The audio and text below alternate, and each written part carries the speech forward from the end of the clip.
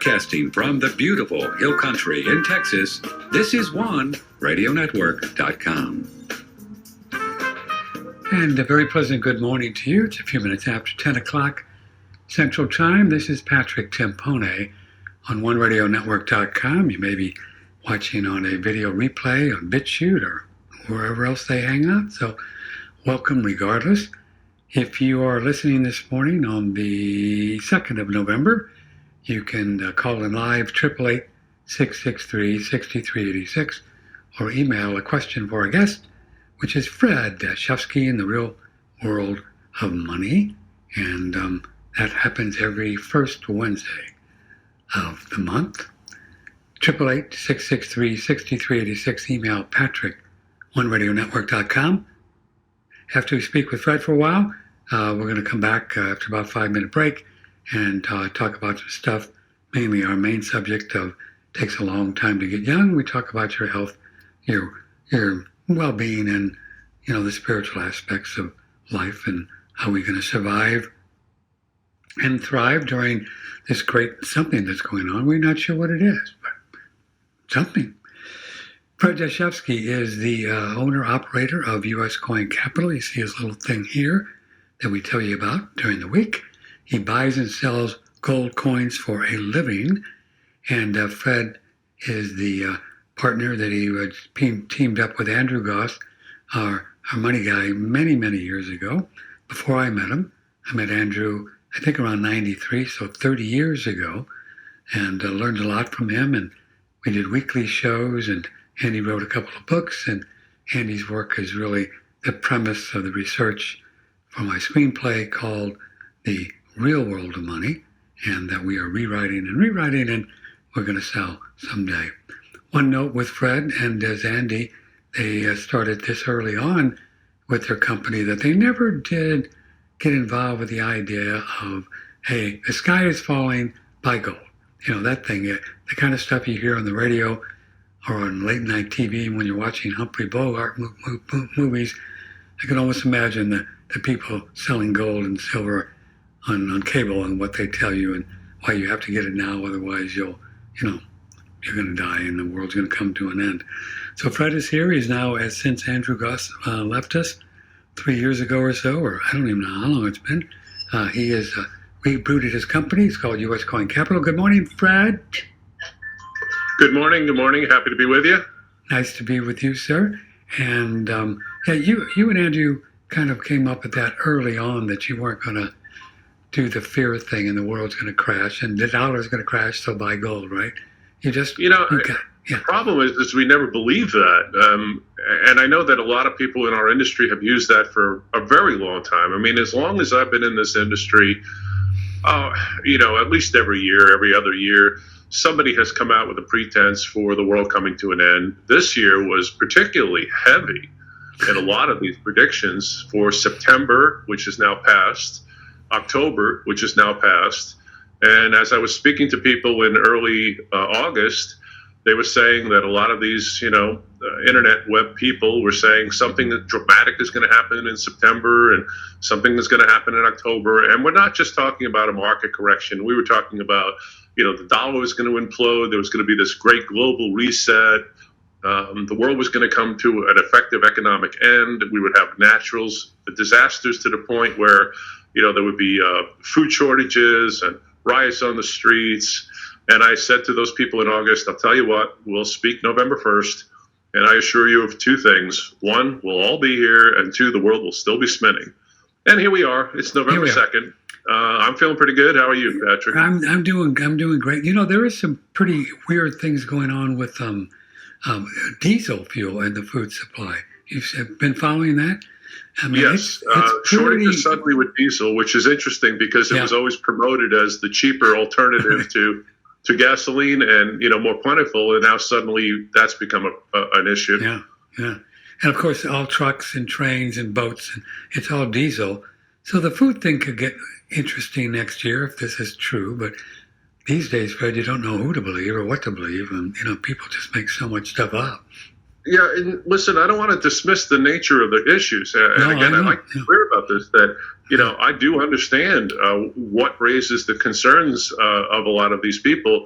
And a lot of them do illustrate an issue or a scenario under which circumstances could get really dramatically bad very quickly. The thing I just don't accept, and I haven't, and the reason I've never, let's say, joined that ship, is because I never reached the conclusion that they do. And I think it's a rather large leap to jump from, yes, there's a fundamental problem or there's a huge problem, to that reaching the conclusion that that translates into a complete economic disaster. That's where I differ. I think we diverge at that point. I absolutely accept the notion there are huge fundamental problems. Huge problem. I think the Federal Reserve is facing an issue it's never seen before. We are in uncharted territory. The size of the economic numbers have gotten so large. I was trying to draw an analogy for somebody, and I said, in the early days, this was sort of like the Fed riding a bicycle. How much power, how much physical force does it take to slow down a bicycle that's going full speed? And what's the worst possible scenario you can have? All right, you slam on the brakes on a bicycle, or what? Maybe you fall forward over the handlebars, and okay, you might break an arm or something, but you're going to live. But what's happening now is the Fed is trying to drive, an 80-ton semi truck going 100 miles an hour, and that's our economy, and it's trying to slow it down. And it's saying it's going to do that either by slowly depressing the brakes or really hitting them hard. But, you slam on the brakes on something moving that fast that weighs that much, it doesn't slow down right. You're going to jacktail the thing. You're going to spin out of control. It could be really disastrous. And the problem has gotten so big that the Fed, when they try to intervene now, they have to use really dramatic actions to affect the size of the economy. The slow depressing of a pedal brake on a bicycle isn't sufficient anymore to have any impact. So let's talk about that so people understand. So the Fed has one thing in their toolbox, and they have many, I guess, but the main thing is, Fred, that they raise the interest rates on the Fed funds rate. That's the amount of interest that the Federal Reserve charges the banks. Is that correct? They have the discount overnight window rate and the Fed funds rate, right? Window. So they raise that, and then the banks have less money to loan out, in theory, or at higher prices. And the theory is, if I understand, that slows things down. Because if you as your company go to the bank and say, it'll be a higher interest rate, and you say, well, let's wait, or whatever. Is that the theory behind raising the interest rates? Sure. I mean, you're able to borrow more money when it's cheap to do that, and effectively use that money for all sorts of various purposes. So, for example, we talked about this a few shows ago, how one of the side, let's call it benefits, if you will, to the low interest rates was the ability of a lot of companies to buy their own stock. So because money was available and so cheap, they could borrow the money for almost zero interest and use that money to prop up their own stock prices. And about, I'd say, 20 to 30% of the gains in stock prices the past 2 years have been directly associated with that action. Yeah, and that's what would be called a kind of false bubble in a way, right? If the companies are borrowing money and buying their own stock. It's a cheap way to raise the stock value, and it works for a while. But what happens is now that game is over because the rates have gone up and we can't play that game anymore, the companies are now faced with reality of having to justify these new higher prices. So I was very concerned about 5 or 6 months ago that once rates started going up and this game ended, that we would see a significant correction in stock prices of companies that had done this. And sure enough, 20 or 30% have come off the top of these companies in a heartbeat. Some of them have dropped as much as 50% in value because they can't justify these new high prices that they achieve by, this manipulation. There have been, I think it is unintended consequences the Fed did not think about when they lowered rates to zero. And one of them has been the result that it's had on the third world nations who owe money in U.S. dollars. Yes. Now that interest rates are going up, they're getting crushed to have to repay loans in dollars that are now super strong against their currencies, and it's causing devastation around the world. Let's think about that. So say, just pick somebody just for fun, Venezuela, and they've they have to buy dollars to pay back loans from the IMF and other places that they get in dollars? Is that Goldman right? Sachs, all the big investment banks that bailed them out time after time after time. So even the banks will time, go into a country and loan them money. Oh, absolutely. The big investment banks have been participating in bailing out foreign countries for decades, but it got really big in the 90s. And as they followed through, as these loan repayments came due, a lot of countries couldn't make the repayments. So what they did is they refinanced the second and third and fourth time, and basically rolled the debt over, maybe added more interest, but reduced the current payment due so that they could survive. Or in other cases, literally turned over the profits that the countries made through their various infrastructure. Like they may have turned over their oil reserves. They may have sold off production processes to the investment banks or to the IMF in order to justify their ability to try to repay. But I don't think the Fed counted on how devastating the rising dollar was going to be to these third world countries, because, when the dollar gets stronger around the world, it's really good for you and me if we want to go travel. Sure. We get a much stronger dollar. So our dollar goes farther in Europe and Asia and around the world. But if you're there and you have to repay these loans in a now stronger dollar, it's just adding more problem to that massive amount of debt. And it's creating a lot of volatility in these third world countries that we haven't experienced before. And according to the IMF, about 40 countries are teetering on, an absolute economic disaster. And I don't think the Fed intended to do this. I think this is an unintended consequence of their raising of interest rates in America to slow down our economic inflation problems. But I mean, they understand this system. They would have to know that, right? I mean, come on. I mean, there's pretty smart guys, allegedly.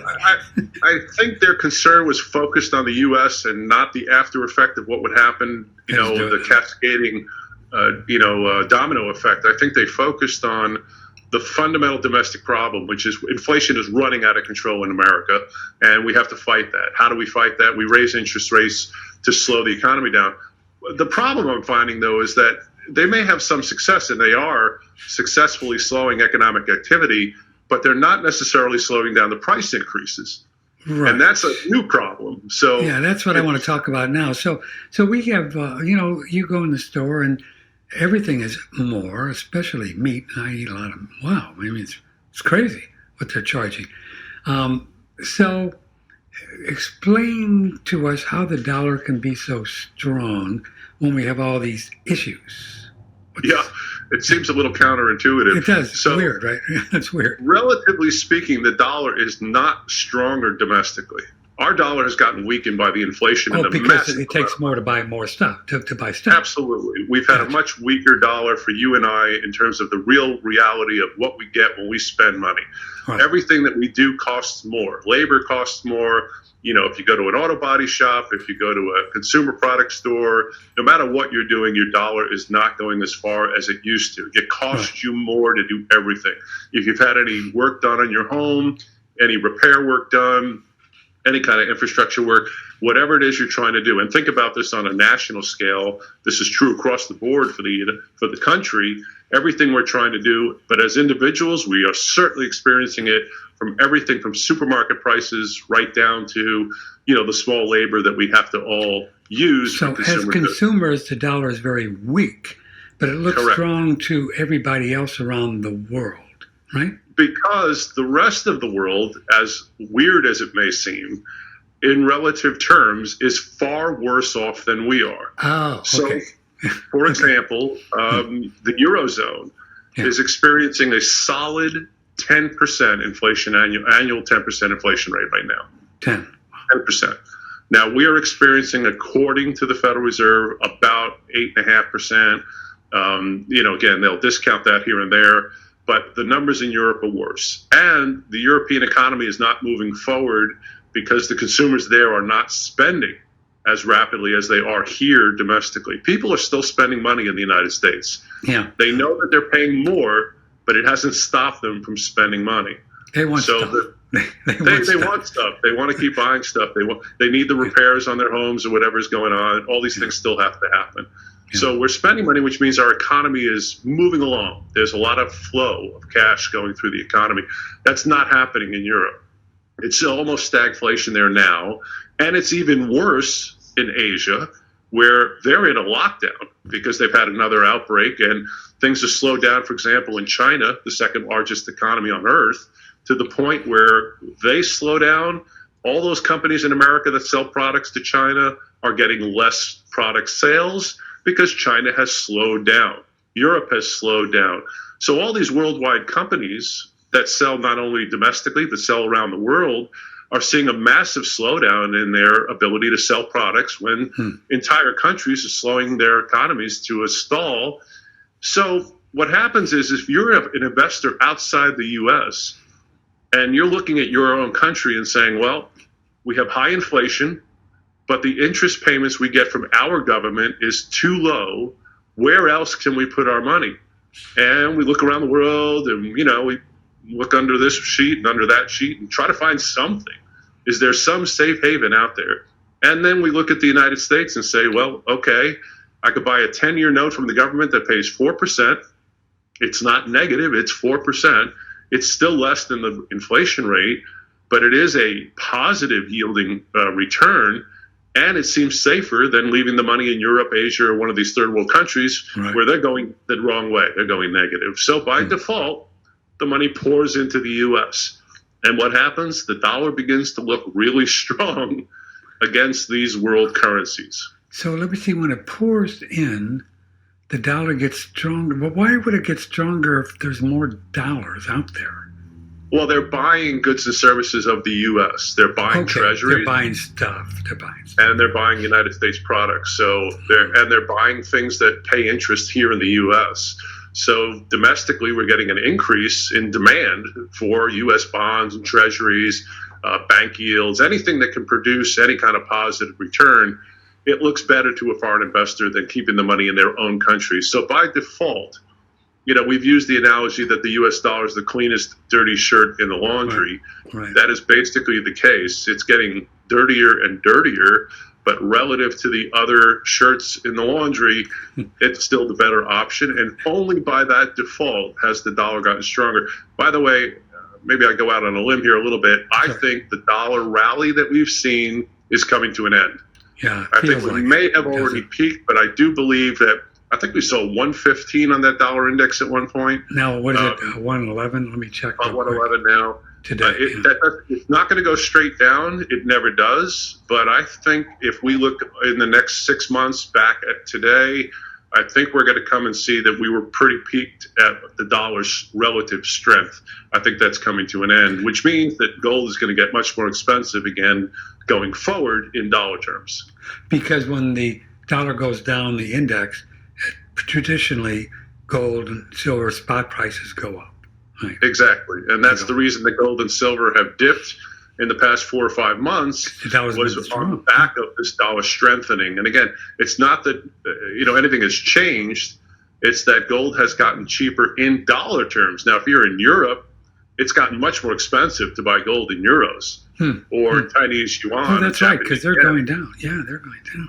So from their point of view, gold has gotten more expensive. Domestically, gold looks cheaper in dollar terms, but the real value has really not changed. And this is sort of a false sort of market activity.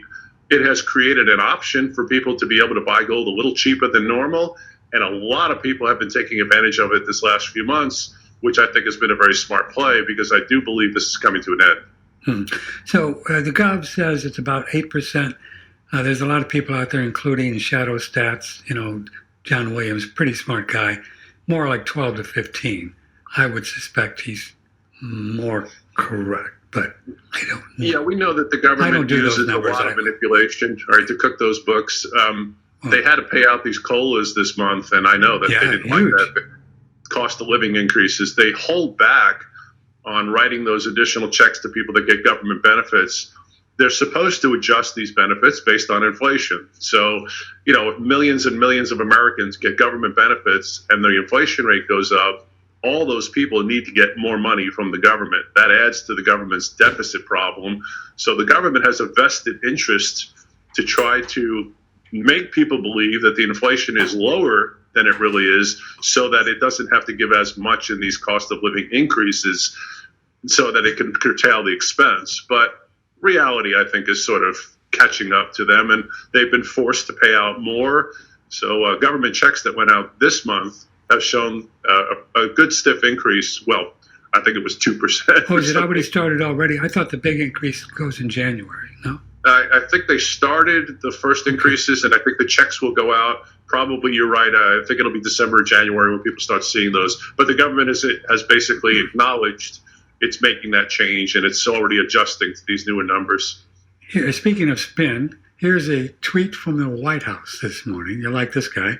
Seniors are getting the biggest increase in their Social Security checks in 10 years through the President Biden leadership. Now, Wow. Whoa. I mean, come on. Tell folks why that's spin. Well, because what did they have in the past 10 years that we're comparing this to? It's the biggest increase in 10 years. What did they have 10 years ago? Zero. What did they have 9 years ago? Zero. And, if they got a 0.001% increase in the past decade, that was a lot. So the fact that they're going to get a 2% increase now, yes, it's the largest increase in 10 years. Does that really compensate for the current inflation rate that people are really experiencing? It's nonsense. They're forced to give the increase because they got inflation and rising prices. It's not a and they can't gift. deny it anymore. No, it's not a gift. They got to do it. I guess it's Right. baked in the cake, right? It's kind of their COLA thing they do. Well, again, this has always been the reason we used to allude to the idea that the government had an interest in cooking the books. They don't want to actually have to pay out COLA increases on real rates of inflation. That would cost the government just billions upon billions of dollars that they don't have.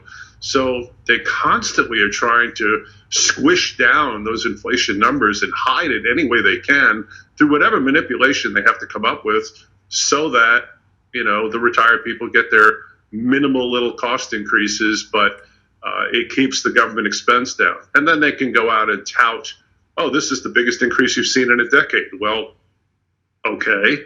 I don't think anybody's going to argue that, but it's not as if that's compensating for the rate of inflation. That's insane.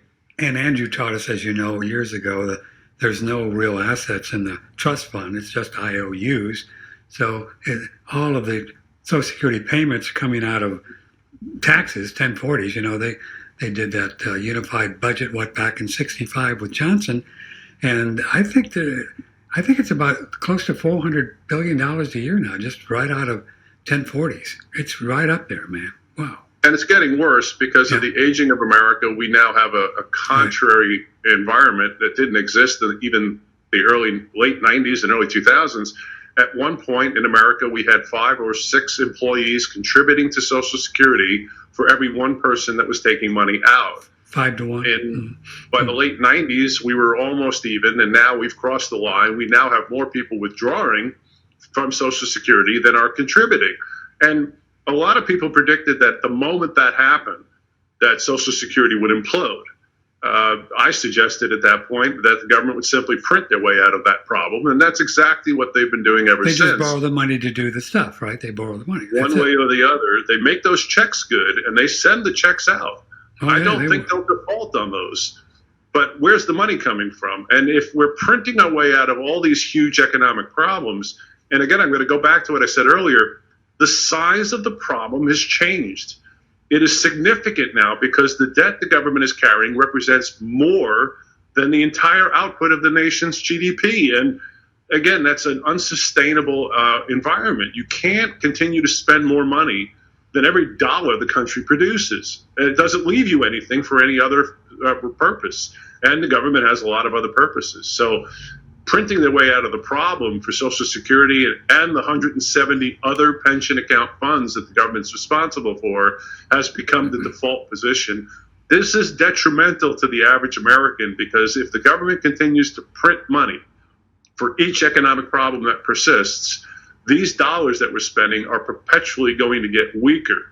Well, whether or not they may look relatively strong against the rest of the world is really not a strong argument for sustaining a U.S. dollar as part of your portfolio anymore.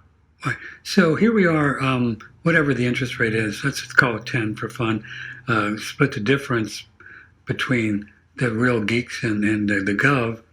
So, Fred, do you see anything in the next 6 to a year where this prices would come down? Would there be any reason for that to happen? At the current, even if they keep raising interest rates, would it happen? There is a possibility they could slow the economy enough to where that may have some impact, but the problem that persists is that price increases are not only coming from an inflationary issue. There are a lot of other things at play here. We've got worldwide geopolitical events. You've got what's happening in Ukraine, which is causing interruptions in, the oil processing. And obviously energy is a huge factor in a broad economy because it filters through to everything. If the cost to truckers goes up because diesel fuel prices are increasing, even if inflation slows down, that cost is going to get passed along. If wage prices have to keep going up because people are already saying, if we have not had wage increases in the past year or two, we are so far behind the curve that if we were barely making it 2 years ago, we're certainly not making ends meet now. And we need more money. We need to get paid more. Well, the company's going to have to pay more. It's going to have to start charging more for its products and services. So a lot of the problems the Fed is facing, I don't think can necessarily be resolved simply by slowing the economy by raising interest rates. And if we experiencing rising prices while the inflation is still visible and the economy is slowing, now you get that stagflation that everybody's worried about. And that is a dangerous economic environment where you have no economic activity, no economic growth, but prices are still increasing. Now, if you're the Fed, what do you do? Well, that's what happened in the 70s, right, during Jimmy Carter. Exactly. And when gold went all the way to, $850, and then interest rates went to about, what was 14 or 15? 16, yeah. I mean, 16%. At one point, people were paying 16, 17% mortgage rates. That seemed like, it was appropriate at the time, but yeah. Well, what would your house payments be at 15%? Holy cow. Compared to 4 or 5%, yeah, it's huge. Yeah. And obviously that priced a lot of people out of the real estate market, and there were effects. I think a lot of people forget how massive the period between 1971 and 73 was for the United States. We are still feeling the impact because the response from the rest of the world when the dollar began to implode because Nixon had removed the gold and silver standard, and the rest of the world viewed the dollar with suspicion at that point and were aggravated that they'd been forced to hold U.S. dollars for so long. And now they were being told that this stockpile of gold-backed and silver-backed money was no longer gold or silver-backed. It was simply now fiat. We had a massive impact around the world from that change, including, of course, the eventual oil embargo. This was the response that came out of the oil production companies that, especially OPEC, who said, well, wait a minute. You've been forcing us to sell oil in dollars. You've been forcing us to stockpile dollars. Now we're getting paid in these unbacked dollars. We're not happy with that. So guess what? We're going to cut the production of oil and force your hand. So there was a worldwide impact, and it devastated the economy of the United States. It forced the Fed to take drastic actions. They raised interest rates, and eventually the inflation rate went crazy, and the dollar's value plummeted. And like I said, gold went from at one point $35 an ounce to $100 to $850 in a matter of less than a decade. Wow. So let's see. But they were raising interest rates, and it was doing nothing to the inflation, correct? It wasn't enough, so they kept raising them and raising them until eventually they got to that point. By 1978, they'd really cranked them to that high level. It would eventually peak around 79, and that's about the point at which, at 18% or 17% interest, people finally said, okay, I can't borrow any more money at this pace. I can't afford to make these payments. So it had the intended result, slowing the economy down, and eventually it cracked the inflation enough to where things began to settle down. So if you squeeze the money supply tight enough, you can bring an economy to its knees. It's like holding a gun to somebody's head. You can drop them to the floor, and effectively this is what the Fed did. It held the gun to the head of the economy and said, look, you're going to borrow money, you're going to pay through the nose. So how did that get it out of it? I mean, what did Reagan do and all those guys in 80 when he came in? How did they get it back going again? What did they do? Well, once the rate cracked, once they got to the point where the economy finally slowed down enough, inflation dissipated. Because the economy slowed down, and it caused a slow enough economic activity to where prices began to drop back to more normal levels, and rates began to slowly come down. And the Fed was able to take its foot off the brake slowly and allow interest rates to drift downward to get more functioning economic activity going again. Reagan faced a very interesting problem. Now, he was at the point where the government debt and all of these interest payments and all this inflation flowing through the economy left them in kind of a position to where they had one of two choices. They either could slam on the brakes on the economy and continue to drive these rates back down low, but they were afraid that that recession that they caused would be worse. The other option was step on the gas pedal and through government spending, try to stimulate economic activity again by throwing money into the economy through government programs that would allow the economy to speed forward without having to increase the money supply directly. And they knew that that would cause a lot of long-term debt because the government had to borrow the money in order to make all those programs work, but it would solve the short-term problem. And Reagan decided option B. Instead of slamming on the brakes, screeching the economy to a halt, effectively ripping the Band-Aid off of the wound and dealing with the economic problem, he decided to go long route and spend through government spending to move an economy forward, knowing that he was going to blow out the deficits for future generations. But again, his concern was his short-term problem, his political issue during the time he was president, not worrying about what was going to happen to the next guy that followed him. And that's the choice that they made. And again, we're still paying for that. So I heard you say something like, well, they were doing government programs, so it's not inflationary, but it is. Isn't it, Fred, if they borrow the money from the Fed that creates the money and then they spend it on government programs, isn't that inflationary? It is, except it's inflationary that shows up later down the road, as opposed to infusing cash right into the economy from the Fed, like when they buy bonds. That's a direct infusion of cash right into the economy. It's like an injection right into your arm. It goes directly into the bloodstream right away. So what the government spending does is it creates inflation, but it doesn't show up immediately. It's sort of delayed for a few years, and it will show up eventually because of the added amount of debt the government has taken on. It's eventually going to have to deal with that, but it doesn't show up right away. So again, it's well understood that that's the case. So politically, if you're in power and I say to you, Patrick, you can have option A, you can look great right now by releasing government spending and your economy is going to look terrific, but you're going to create a lot of debt 10 years out, or you can slow the economy to next to nothing and have everybody in the country hate you because the economy is in the toilet, but you haven't created any more inflation and you've actually addressed more of the current economic problem. Politically, you're probably going to pick the first option, which is the expediency of making everybody happy by letting the government spend money and create an economy that moves forward, and that's what they did. Now, as these interest rates are going up, we're starting to see reports, Fred, around the country where property prices are coming down. They must have peaked, right, at the low end? Yeah, I think so. You should get a slowing economic environment in real estate, particularly, which is obviously very sensitive to the interest rate market, because like we talked about, those mortgage payments, it's dramatically different if you're paying 8, 10, 12% on a mortgage, versus 3, 4, or 5%. Those monthly payments are significantly different and price people out of a market very quickly. And of course, the real estate market had been running like crazy, coming into the past couple of years to a point where it was getting a little insane. I mean, here locally, I watched the property come up for sale, a buyer come in and buy it, relist it without doing a thing, add $50,000 more to the price. It would resell. The second buyer would do exactly the same thing, simply relist the property for more money, and it would sell a third time.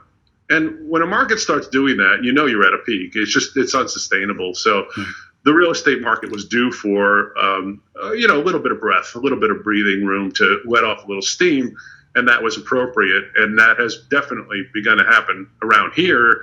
And from what I've heard anecdotally from people around the country, it's been the same experience that they're seeing the rest of the country. So if you had a if you're on a game show, I had to guess, do you think we're going to get to that 15 thing before this thing slows? Do you have any theories on the interest rates? You mean interest rates going up that high? Yeah. No. I don't think the Fed will let it go that far. In fact, today they're supposed to announce their rate hike. I think they'll do the 0.75 point again today to 0.75. Most of the economists and Wall Street analysts believe this may be the last 0.75% rate hike, that the next one would be only a half a point. They may slow down the rate at which they are increasing interest because they're beginning to feel that there's been some help already for what they've done. Again, the problem is the Fed is trying to create the soft landing, the raise the rates enough to slow the economy down, to slow inflation, but not too much to put that, that 18-wheeler into a tailspin. Can you depress the brakes enough when it's doing 100 miles an hour to slow it down carefully, or do you press it a little bit too much and send the thing into a tailspin? It's a real tricky game that they're playing, but I don't think rates are going to get much higher than they are now. I'm looking at the Fed's balance sheet. So last week they dumped 19 billion somehow, but then this week they bought 162 billion of stuff.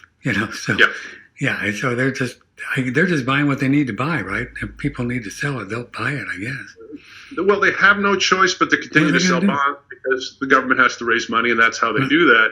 I think people are forgetting, though, that the Fed is also trying to unwind its balance sheet simultaneously, and it's created a few problems for some of the bond sales. They had a 2-year auction that, one of my favorite guys, it's on one of the financial channels. He reports on the bond sale, and he grades them like a school teacher would. An A means it was a really successful bond auction and heavily participated, where the Fed didn't have to step in. And he said the last bond sale, he gave it a D minus. So, they try to sell $40 billion worth of 2-year notes, and they got pathetic response. So nobody wanted the problem is, the Fed is pushing on a rope. It's trying to sell its own debt at the same time the government has such a huge need to raise more money. It's also trying to raise money by selling bonds. And I think the competition is forcing problems, and that's going to continue if the Fed is going to attempt to reduce its balance sheet at the same time the government is trying to raise money through bond sales. It's really problematic. And again, this is uncharted territory. We've never had an economy that has tried to operate under these parameters. And I don't think anybody can honestly say they know how this is going to play out, because we've never tried to do all this stuff simultaneously. We've never tried to raise rates to fight off inflation, have a Federal Reserve try to unwind trillions, not billions, trillions off its balance sheet. 8.7 this morning, trillion. All right. 8.7. And the government that's trying to raise money at a faster pace than ever before because it's spending more than ever before. How do you do all these things simultaneously and have an economy function without any kind of hiccups? You can. So I would expect volatility is going to be a real problem. And I think we have learned one thing, I think, again. So I say we've learned this. We should have learned this lesson before.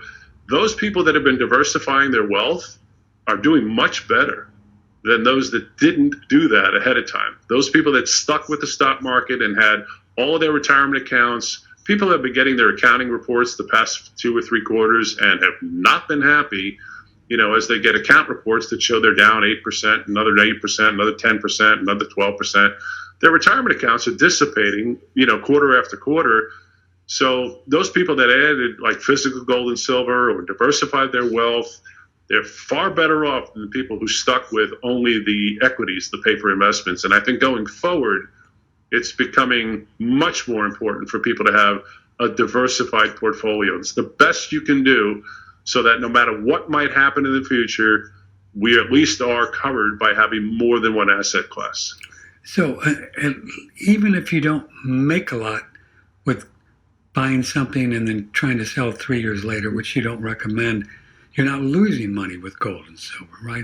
At least you're sustaining, and you're not counting on something that definitely is going down rapidly. Right. Again, imagine if you had invested in the typical high-flying stocks the past couple of years that had gone up, and you're getting a 50% haircut. I mean, I do believe eventually these stocks will recover. Most of these are big, international companies, and they're not going away. I don't think we're going to lose any of these companies to this economy, but how long is it going to take?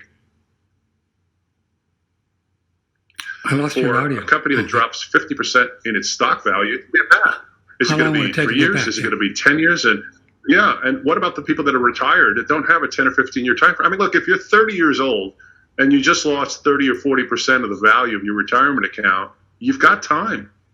You've got time to let that come back. But you're 60, 70 years old, and again, if you're already retired and have no new income and all you get is what you earn on your investments in return, then it's critical that you don't lose principal value. And again, I think diversification is the safest thing that anybody can do, because we just can't know what actions the Fed is going to come up with next to gimmick the economy to try to save off all these kinds of problems they've created. But I haven't noticed the stock market going down that much. So am I missing something of why these retirement accounts could be going down? Well, you hasn't have to it look stayed at around 30,000 like the Dow? The Dow, but look at a lot of the individual stocks that people hold. Okay. Look how much they've come down. Yeah. So the Dow as a whole has been relatively stable. It's down just a little bit, but on a percentage basis, a lot of the high-flying stocks have lost quite a bit. And a lot of people would be invested in these. What kind are you talking about? What, give us a few. Like the Teslas, the Intels, all the technology companies. Meta. Yeah, Meta. Ouch. Ouch. Yeah. He only lost about $40 billion last week or something. Crazy. Yeah, I think Mr. Zuckerberg, poor Mr. Zuckerberg, here's my tiny violin. I know, I understand. He lost $75 billion in his net worth in the last 6 months. And so he's gone from the second or third richest person down to, he's in the top 20 now. So now we're in the top 20. For him? No. That was a pretty dumb idea, thinking everybody wanted to do Meta, a virtual thing. But well, again, we'll know in 10 years, whether he was right or wrong about that. But in the meantime, boy, if you were an investor in his stock, ouch, that's a haircut. Yeah. Here's an email from Trudy. Thanks for having Fred on. So what does he think is going to happen will be different for we consumers if the conservatives, the Republican Party, do well next week? That's a good question. Do you think it'll affect us peoples at all? Well, I always find that there's minimal impact from regime changes. So I like the way you put that. Thank you. Well, that's what it is, right? So, we change presidents, we change political parties, and there are things that change. Clearly there are differences in the way that the two different parties that we have to choose from deal with the economic environment. But for the most part, it seems like the economy moves whether or not Democrats are in power or Republicans are in power. Right. And nothing really changes except for some, intermediate short-term decisions that are made of how to address economic issues. Sometimes they're better than others, and sometimes they may have more of a short-term positive impact for the public. I just don't expect on the big picture, regardless of who comes out ahead after the elections, that we're going to significantly see any fundamental changes that would say that, oh my goodness, we need to make sure that X gets elected or Y gets elected because that will make all the difference in the world. I just don't believe it's that significant. It's never happened. Well, couldn't it be argued, though, that if the borders could get closed and that could help wages go up if there's less people working for less money, which happens with all the illegal immigrants, right? Sure. Also, less money going to Ukraine, possibly, which would be better for us people who use dollars. There's no question that there are definitely some options that are out there that can make some impacts. But you don't think anything big is what you're talking, Fred. I just don't expect anything fundamentally that's going to be that dramatic. The biggest change that I've seen from a political standpoint happened when Trump became president. Because he did things that were quite different from his predecessors. He had a different outlook on the way to approach the economy, and he did make substantive changes that had an impact for the average American. And again, but short-term impacts. Long-term, the government deficits kept climbing, the amount of government spending kept going up, the inflation problem didn't dissipate, the printing of unbacked money didn't change. So some things continued in the background, while in the foreground, things appeared a little bit better, and maybe they were. So it's not as if the political parties have zero impact, but I think on the long-term, prospect, I just don't put a lot of credence in the ability of a change in regime to have that much of a dramatic impact to affect the general public's wealth. So Trump. I think the bigger impact would become changing the Fed. Oh yeah, well, yeah. Good luck with that. So, but Trump, he was a big spender, right? I mean, he spent just as much as anybody else, did he not? He did. He just did it differently, and the way that he did it created jobs and created a lot of activity in the economy. That's good. It is good. Again, it's like Reagan. It's great short term, but it also cost us a lot on the back end. Like, for example, Trump's policies. For example, if you spend money that we don't have for, let's say, an infrastructure, economic environment bill, and you're going to say, okay, we're going to put X billions of dollars to work to rebuild bridges and roadways and things of that nature. So we're going to have to hire a bunch of people, everybody who, makes concrete and does all the road work, and they're all going to benefit from it. And a lot of people are going to go to work, and lots of activity is going to happen. And this is all great. But the borrowing costs of all that eventually come back to haunt us, because it just gets added to the big amount of debt the government's carrying, and eventually we have to deal with it. So again, there's a lot of short-term things that can be done by a president or a Congress. But in the long term, nobody has come up with any plan. I don't think it exists. Again, I'm not the smartest guy on the street. I mean, there are guys that, are brilliant who have not come up with a plan for how you can move an economy forward without creating too much inflation, somehow deal with the $32 trillion worth of current debt that we are carrying, and address all these issues to a point where, we don't upset the economic activity and people somehow are better off in the future than they are today. That is a game plan that is becoming more and more elusive, again, because of the size of the problem. That's because of the amount of debt. The amount of debt and the imbalances with everything, right? And how much it represents in terms of the gross domestic product. When Reagan was president, the government debt relative to the GDP, I think it was between 25 and 32% of GDP. Today, it's 112% of GDP. Oh, you mean the total debt during Reagan in 80 was 32% of the GDP, and today it's what?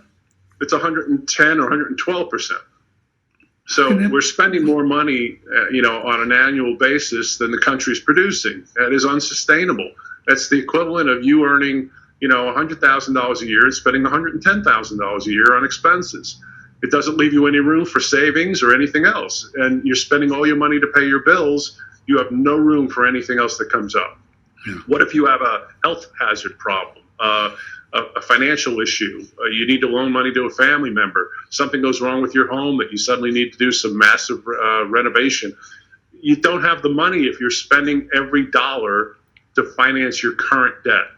And this is the problem that the country has gotten into, is we are blowing through money at an ever-increasing pace because there's been no other choice except to face the reality that we're deficit spending, and somebody has to play the game that Reagan chose not to, which is slam on the economic brakes and bring this thing to a screeching halt to stop us from spending the money.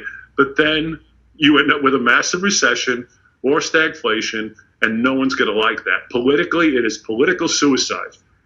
The easier way to deal with this is to, one way or the other, finance your debt long enough term to where it doesn't show up while you're president and it gets left on the lap of the guy who comes after you, but again, not your problem. Well, it's not good. Isn't that an argument for this, some kind of a, just quote, great reset, unquote, to happen because this thing is not sustainable? I mean, could something weird, big happen through the IMF, World Economic Forum, and all these people? I suppose it could. Again, everything is a possibility, but how likely is it, is what I get down to. And I don't see it very likely. A full reset, and I'm not really sure what that really means. What are you going to do? You're going to one day turn around and say the dollar is X against the world's currency, and now it's going to be different? We're simply going to change it arbitrarily? Is everybody going to accept that? How does that work? How does that really filter its way through a moving economy? It's a gimmick. And again, it works if you're a small country and, perhaps your economy is more internal. You're not a worldwide player. But the dollar is a worldwide player. I mean, 80% of all transactions in the world are still done in U.S. dollars. So I don't see a reset as a real likely possibility. It's always an option that's out there. It's something that exists. It's something that, although possible, I rank things in terms of probability. Anything is possible, but how likely is it to happen? An asteroid can come hit the Earth tomorrow. That is a possibility. How likely is it, though? The sun is going to rise tomorrow. Yeah. Possibility. How likely is it? Well, I give that about 100% likelihood. Probably. So, the Great Reset people are arguing that this thing is so screwed up that what they're going to do is crash it and then do the digital thing and just get people, you lost your pension fund, so we're just going to give you digits and you'll be fine. Sure, and everybody would just stand for that without any issue and problem. No, they wouldn't stand for it. No. They'd be fighting in the streets. I find all that very unlikely. I think it is much more politically expedient to continue what we're doing now, which is just create money in the background. Most people are so far behind the curve in recognition of they don't understand what we're talking about. They don't get it anyway. And I don't blame people for that. It's not their fault. That goes back to Andrew's premise, which is I've always loved, was, they're just not going to run out of zeros. That's right. pretty much it, right? He's been right so far, right? He's been right so far. Would you have believed trillions of dollars even 10 or 15 years ago would have seemed absurd? Now we throw around trillions in almost every conversation about the economy. If they say something is $1 billion, nobody even blinks. It's just doesn't faze anybody anymore. It's 10 billion or what? I'm like, we're talking about billions. I'm sorry, that's a huge number. And now we're talking about trillions. As if we have a grasp on the vastness of that number and how insanely large it is. And this has been my issue recently, is what the Fed is trying to address is, again, it's an 80,000-pound semi-truck doing 100 miles an hour, trying to somehow sustain keeping it on the road and slowing it down without jackknifing it. And it's getting hard. It's getting hard. And you're arguing then the only thing that's going to happen is more inflation. Not only more inflation, but I think much more volatility. In other words, I think the reactions to Fed actions, reactions to their actions, are going to be much more dramatic because the size of the numbers are big. Because the numbers are bigger. Yes. So there's no small, intervention. Like if you're in a boat and you got the rudder and you slightly adjust it, you're going to change the direction the boat is going. You can do those little minor corrections. We don't have that option anymore. Minor corrections are not good enough. So the Fed has got to intervene at a much bigger level now, and their interventions have been massive. We can't forget, like our quantitative easing, for example, was an enormous step of a central bank. It was not a minor correction of an economic environment. It was a massive intervention. And this is what the Fed actions take now in order to have any impact. They have to have massive, massive impact into the economy to have any kind of impact at all. And this is going to continue to create volatility. And one misstep, and that truck is off the road. It's just going down the side of a mountain. It's out of control. And that's what concerns me more than anything else. What would that look like for us peeps, us dollar users? What would that look like? The dollar's spinning out of control and everybody losing faith. Because I still believe that we are operating on a faith system. Since the gold and silver standard is gone, what's happening is that you and I believe in the dollar, and we believe in its value. Otherwise, we wouldn't hold them. If I didn't believe that the dollar was going to be worth anything in the future, I would be divesting myself of dollars and buying any physical asset I can get my hands on.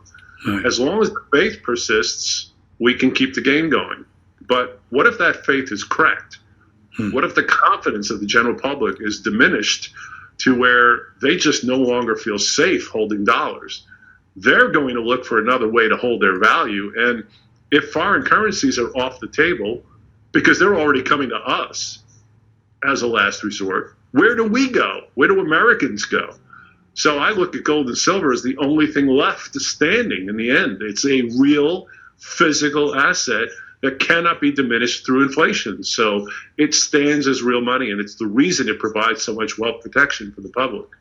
And the reason you've been in it for 35 years, right? Because you've had this idea your whole life. I still don't see anything that's changed that opinion. Well, I mean, it's hard to argue against it, right? I mean, we know it's the only real money around, right? And look at the purchasing power. I mean, 5 silver quarters in 1964, the last year that we made them, was 1 hour's wage. $1.25 was an hourly wage, enough to provide a family of 4 with an income that would give them enough money to buy all the food and expenses for a home and actually put away a little money for savings, That's take a crazy. couple family vacations. That's crazy. $1.25. Today, 5 silver quarters is roughly about $30 or so in value.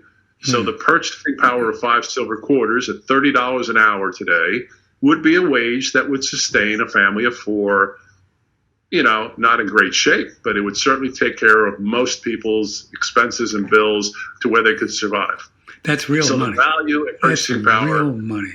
Wow. is exactly And one of my faves is I can remember when I was in high school, gas was 25 cents a gallon. I remember that. Mm-hmm. That's a silver quarter. Today, that's worth what? $6? $5? $6. $6? You got maybe 2 gallons of gas. Exactly. The purchasing power has not diminished over time. Now, think about that. One little quarter, and you got 2 gallons of gas.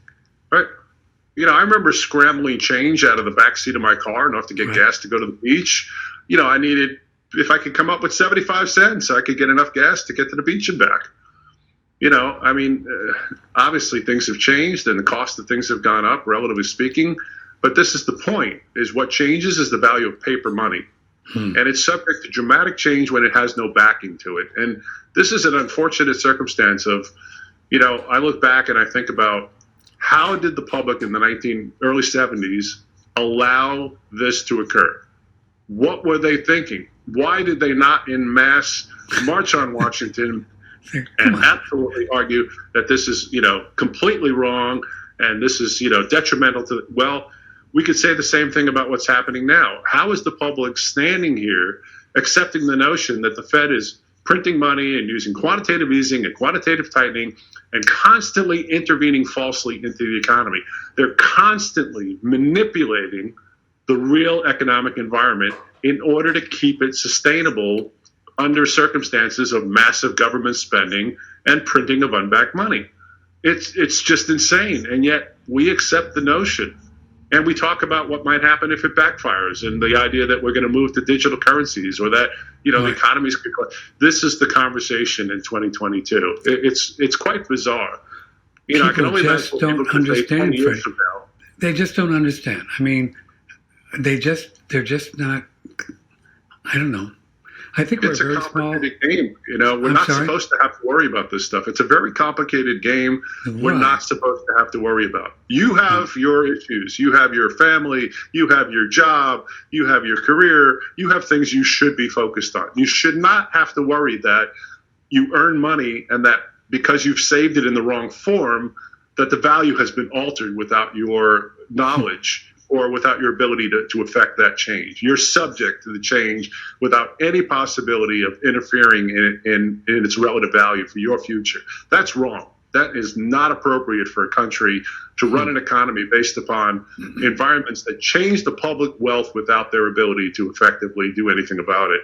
And we're in the hands of a government that has proven it cannot control its spending habits. And most countries, it's fair to say, Fred, run the same way, right? Almost they all do. Yeah. They all do. Yeah. Boy, Japan's really going through it as well now, and some not too good predictions for what's going to happen with these people and not enough energy to keep them warm in the EU with this pipeline thing. It's nuts, what's going on, man. Right. So you start adding geopolitical problems on top of the economic problems. On top of that? Right. And you're going to get volatility. You're going to get lots of volatility. You're going to get things that just start cracking. It's like an earthquake hitting the foundation of a home, and it's just the cracks are going to show up in this room and that room, and maybe the foundation itself is cracked and crumbling, and there's nothing you can do about it. There's just no protection against it. And the only wealth protection I've ever found that's available for the average citizen is to recognize the flaw with paper money and not carry all of their, especially long-term future money in that form of paper subject to so much change. Mm-hmm. Well, that's a good way to morph into a little bit about your company and what you got going. So this is what you do for a living, right? And this is what you do for a living is buy and sell gold and silver coins, but just real American money, right? Just real American money made at the mint. You don't do bricks and bars and stuff like that, correct? Yeah, I've stayed away from the bricks and bars for two reasons. One, I've always loved the idea that Americans should have actual American money, legal, constitutionally issued currency, and that's the gold and silver coins. Mm-hmm. And secondly, the government has interfered in the brick and bullion markets by regulating them because they found there were a lot of efforts of money launderers to use gold and silver as a method of filtering laundered money through illegal activities. So what they began to do to curtail that was to regulate those markets. So they required the dealers like myself, when someone sells me bullion products, to file 1099-Bs with Internal Revenue and provide a Social Security number from the person that is selling me those products, and to issue to the IRS a 1099 indicating the amount of the check I wrote to those people, so that that all appears as income to them unless they can prove a cost basis. So then they can subtract that, and then the difference would be the income. But I am under federal obligation to make those reportability requirements. And also I have to follow anti-money laundering rules, so much so that it's gotten to the point now where what they're telling me is that if a person sells me bullion products and it turns out the money they used to buy those products came from some illegal resource, and I've written a check to them to help them sell that product, I have facilitated in money laundering schemes. Whoa. I am subject to criminal penalties and jail time. Whoa. So I choose not to get involved in anything that the government got itself that involved in. So I stay away from the bullion. The other thing about the bullion that never made sense to me was that, especially now, some of the most popular bullion silver products, for example, are carrying premiums of 80 or 90% over their melt content, which is actually less than the premiums on old silver quarters and dimes and halves, which are not being produced anymore. So I think the older coins make much more sense. There's a supply of them that is already locked and fixed in time. It cannot increase a single quarter. Whatever silver quarters are floating around out there today are all that will ever exist for every future generation of Americans to come. Going forward, the next 10,000 years, we will never have another silver quarter than what is available today. That fixed supply has had an interesting impact on their price. As the premium values they carry continues to grow, even when the price of silver itself, the price per ounce, drifted down, the premiums on coins kept going up because of a supply problem. And because of that fixed supply, I believe they continue to be the best physical form of silver and or gold for people to acquire, plus their legal constitutional U.S. money. So how does it work when folks want to buy this silver? We have silver dimes, quarters, and halves, right? And silver dollars. Yeah. A pre-64, but pre-65 technically. So 1964 dated, and earlier coins happen to have been made of silver. That was the case from the 1790s until 1964. Wow. After that, silver came out of the change, and that was the end. The exception was a 40% Kennedy half for 4 years, but except for that little quirky little side deal there, silver came out of the U.S. coins in 1964. So anything dated 1964 or earlier is silver. It's made out of actual silver. And I think that's the best way for people to acquire their wealth protection, their physical silver and gold. If they don't want to get into the more fancy gardens and everything, it could be the pre-60. Oh, I think that's great too. I mean, a lot of people have been acquiring rare individual coins. We've got some beautiful examples that we've been dealing with this year of really fabulous early gold pieces that are much more valuable than just the metal content they're made of. I have available right now, for example, it's a $5 gold coin, but it happened to have been minted in 1800. So instead of something more modern that was minted in the 1920s, this coin was minted in 1800. I think we're talking about John Adams was president of the United States. It is such an old and rare coin. Only less than 40,000 of them were minted, but that's a $20,000 coin by itself. Wow, no kidding. You can acquire silver quarters for $6 or $7 a coin, and you could buy a standard $20 gold coin in mint condition for under $3,000. So there's a lot of different ways to go. A lot of people like the real super rare coins, even the ones that cost several hundred, in fact, several $100,000 per coin. We've had 4 new coins that have broken the $1 million barrier this past month, including a 1796 quarter that just went for 1.18 million for a quarter from 1796, a silver quarter that has $3 worth of silver melt, $4 worth of melt content, sold for over $1 million. Why? Because it's so extremely rare that people look at that value and believe that if I paid $1 million for it today, it'll be worth $2 million in years to come, and it's a great way to store wealth. So there's a lot of value in powerful. Yeah, similar to a painting, like rare paintings. Exactly. The same deal. Yeah. Wow. Yeah. That's crazy. Yeah. So our industry goes from the relatively common available product, the most common rare coins. I know that sounds a bit oxymoronic, a common rare coin, but the more generic, as we call them, are much more affordable. But again, for those people that have large portfolios, a nice few rare coin portfolio pieces make perfect sense. So for those that are interested in rarity, our inventory is very limited on those. In fact, the only really high quality rare coin I have is that one at this moment at $1,805. But other than that, I find that the generic coins, the standard $20 gold pieces and silver quarters and dimes make perfect sense for an average investor. It allows them to add incrementally and build their little stash pile over time. We got a couple little specials before we go here for this week. Yeah. So I see, will you tell folks what it is? Yeah, so I put together a gold and silver package, like one gold coin, a $20 gold piece, the Liberty Head type, which were the ones minted from the late 1860s through 1907. And that Liberty Head $20 gold coin, which is a 1 ounce size gold piece, the last regular standard size of American gold coin. It's a mint state 64 grade, a very high quality, professionally graded and certified, sealed in an NGC holder, along with 200 circulated silver quarters. So these are just raw, loose, circulated coins. 64 so it's the and below. Mint condition, MS64 gold, $20, and 200 of the silver quarters. And that's a package available for $4,215. Okay. $4,215. That's I fun. have a matching pair.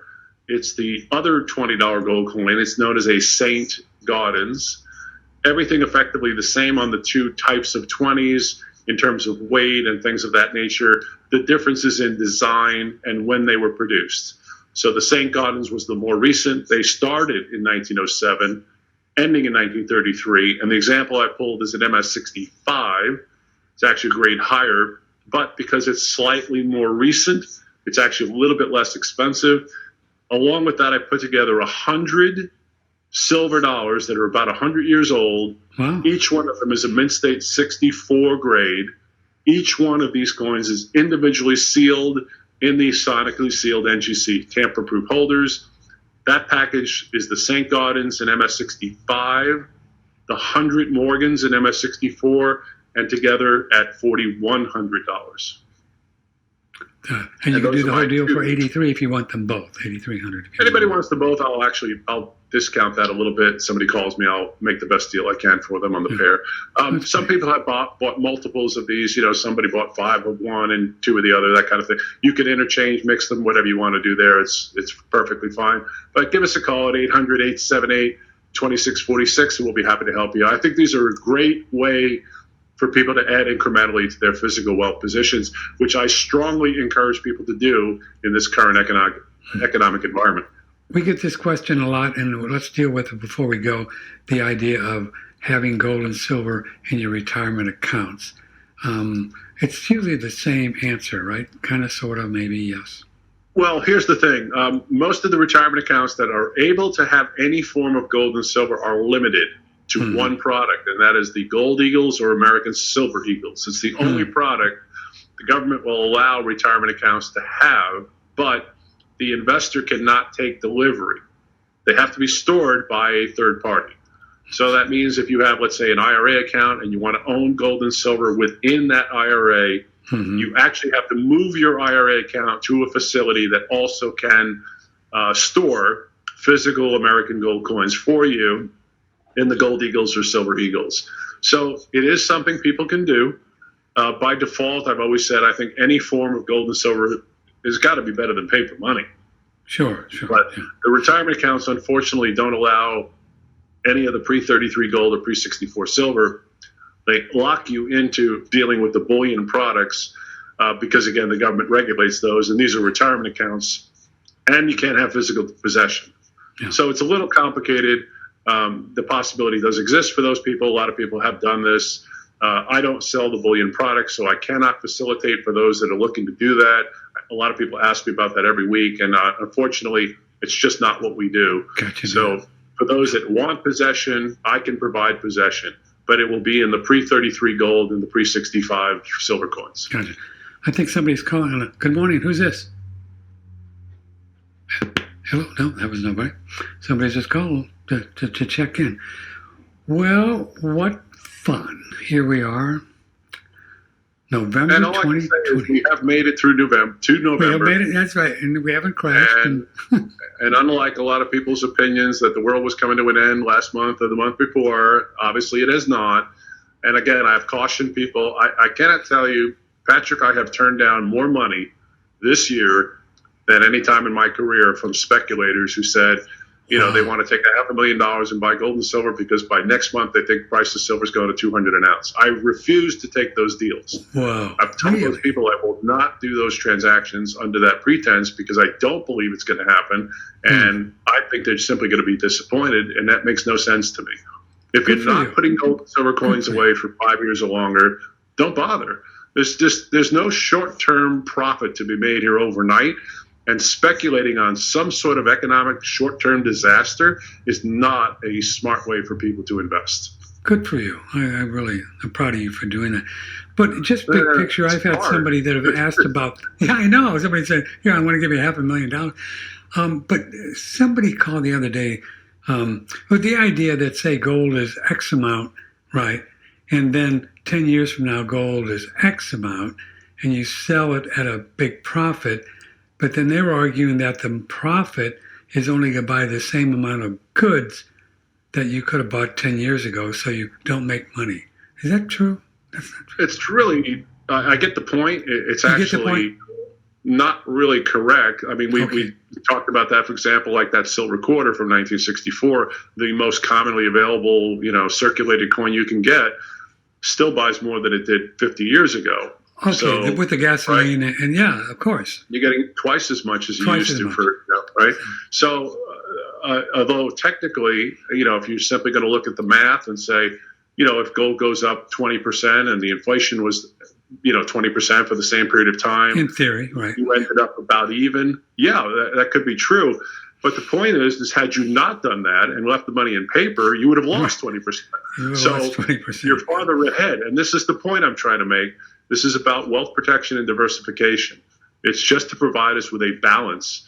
The one thing I know for certain is that if you hold paper money over the next 5 or 10 years, that is a losing proposition. There is absolutely no way, money spent in 10 years will buy the same amount as it buys today. It is not going to happen. That is absolutely certain in my mind. To that point, why would you store your wealth in a form of money you know is going to go down in purchasing power? And even real estate, I mean, so theoretically very stable. A lot of people have made money. But, I mean, real estate could bomb out, too. I mean, it could really crash, right? I mean, possible. Well, we've had corrections. Real estate is a little bit different of an economy in its own right because most people don't buy property. They buy the money. They're not really buying the house. They're borrowing the money to buy the house. That's what they're buying. They're buying the interest rate on the money. Oh, they're buying the interest rate on the money. Yeah. That's really what they're doing. So when you think about the prices of real estate are subject to the interest rate environment more than almost anything else, there are other variables there that come into play. I like real estate from the standpoint of it being a real physical, tangible asset. It's a little difficult to work with in terms of an investment, though. I mean, if you needed to raise money, you can't cut a room off of your home and sell it and just raise the little bit of revenue that you get from selling a single room. You can't do that. It's an all or nothing prospect. And obviously, since 2008, we've learned the hard way that real estate is subject to massive price corrections. if the underlying way that the market is being valued changes. So interest rates, as we've talked about, are really a big key to the value of prices. Prices have come down on real estate because interest rates went up.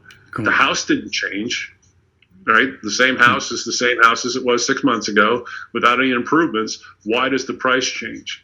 It's really because of the borrowing cost of the money. So real estate is subject to a number of variables that you have to account for. Other than that, I really do like it as a long-term asset for people because of its physical nature, and the tendency, normally speaking, is for real estate properties to appreciate over time. But there are times where it gets ahead of itself, or intervention in the interest rate market changes the nature of the value of real estate. I can recall in the 86, I think it was 86, I was in Austin during the savings and loan thing, which I never did understand. And man, you couldn't give property away. You go out in the country, people were you could get it for, it's crazy.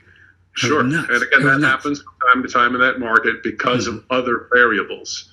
The reason I've always liked gold and silver is there's no third party involved. You own it 100% outright. You're not mortgaging anything. You're not borrowing money to purchase the gold and silver coins. You own them 100%, no third-party intervention.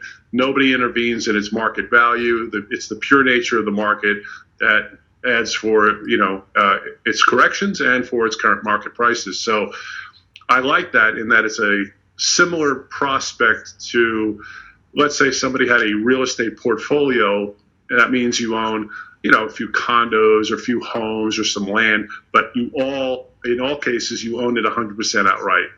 Mm-hmm. That's a completely different environment than if you borrow money against each of those properties. Yeah. Then you're subject to much change. Does it ever make sense to borrow money and buy gold and silver coins from you? It does, and a lot of people have done that over the years. I mean, again, recently when interest rates were ridiculously low, a lot of people said, I could borrow money at 0.25% or 1%. All I have to see is a 1% increase in the price of gold and silver coins in order to compensate for that. That makes sense. So, yeah, it has been done from time to time, and it's something that people can do. I really say that should be kind of a last resort. I would rather see people only spend comfortable money that they have access to, that they were going to hold and store anyway, as opposed to going into debt to borrow money to do any investing. That always adds a lot more risk, but it can be done. It's just not something. At that point, it's about cash flow. If you can afford the payments on the loan, that's sure. It's a big deal, right? That's a big deal. Okay, kiddo. Well, thanks for being here. We covered a lot of territory. Hope people better understand what we're looking at here in the world of money. So give Fred a call if you care to, and he'll take care of you. He's got a whole team there, and just 800-878-2646. And you guys spend time with folks, and right, you have a little time to. Just don't try to sell them something. We like to make sure that people have a good fundamental understanding. Again, I know we're dealing with a lot of, what they would call inside baseball, a lot of kind of technical issues. But the fundamental thing to remember is that paper money is floating around the United States today completely unbacked. And that means the only value it has is about how much of it exists.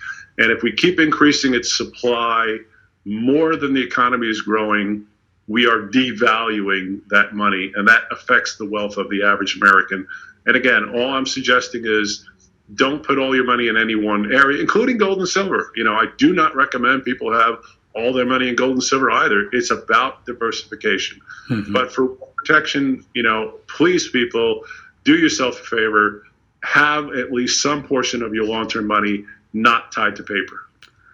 Yeah, I don't know about that. If I was on an island, Fiji, and I had a little safe with a bunch of gold in there, I'd be feeling pretty good. But, I'm just being silly. I understand what you're saying. Okay, Fred, you take care of yourself. Thanks for being on the show. Appreciate Patrick, it. Be well. Okay, brother. Thank you. Fred Dashevsky, Patrick Timpone, and it is the real world of money. Fred's number, 800-878-2646. Give him a call. Good people, as you can hear. He's a very ethical guy, and he's not going to try to sell you a bunch of stuff or whatever. It just doesn't happen, Just not the way they're wired in there.